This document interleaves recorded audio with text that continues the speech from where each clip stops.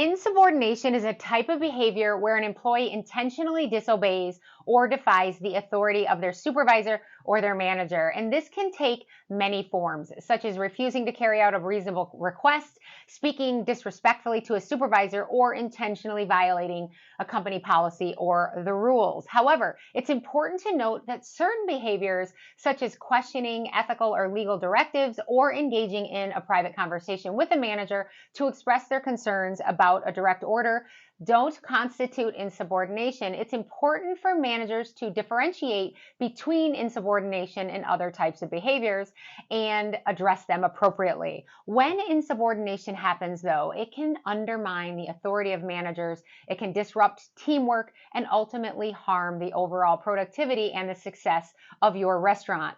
And many managers struggle to deal with insubordination, but with proper training, with clear policies, and learning how to handle conflict and having support, they can improve here. So on today's show, I want to share several strategies that restaurant managers can use to effectively handle these issues.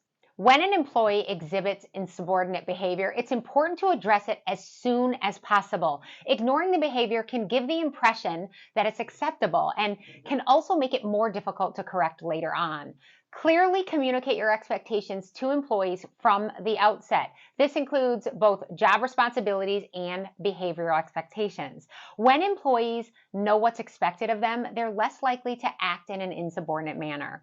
Sometimes employees may be insubordinate because they're feeling that they're not being treated fairly or not given enough support. So it's important to listen to their concerns and address them appropriately. When an employee's insubordination is severe or repeated, it may be necessary to follow formal disciplinary procedures. These procedures might include verbal warnings or written warnings and ultimately termination. As a manager, it's important to lead by example. If you act in an insubordinate manner yourself, you're setting a poor example for your employees and can make it more difficult to maintain control.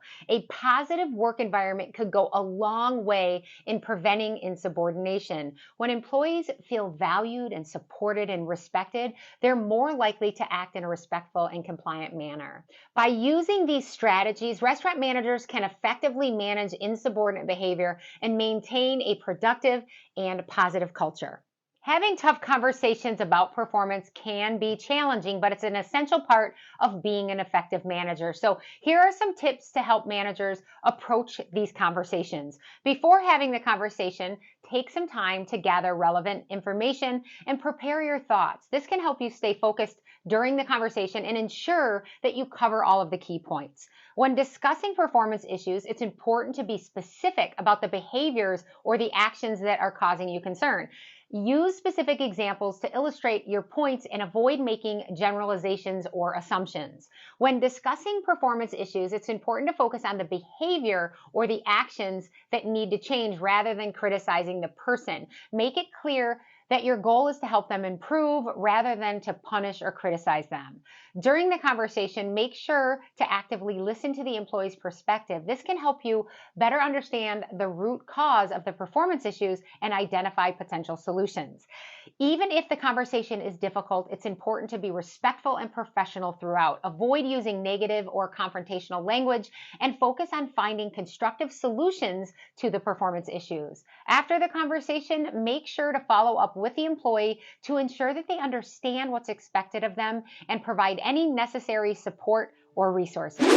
Not addressing problem employees directly and honestly is like ignoring a warning light on your car's dashboard. When the warning light appears, it's an indication that there may be an issue that needs attention. Ignoring the warning light can, of course, lead to more significant problems with your car and potentially even a breakdown. Likewise, if you, as a manager, don't address problem employees directly and honestly, you might be ignoring the warning signs that could lead to more significant problems with your employees' performance and their behavior. By addressing these warning signs directly and honestly, you can prevent more significant issues from arising, and you can ensure that your restaurant is going to run more smoothly. Having these tough conversations about performance is a necessary part of being an effective manager. By following these simple tips, managers can approach these conversations with confidence and help their employees improve and succeed.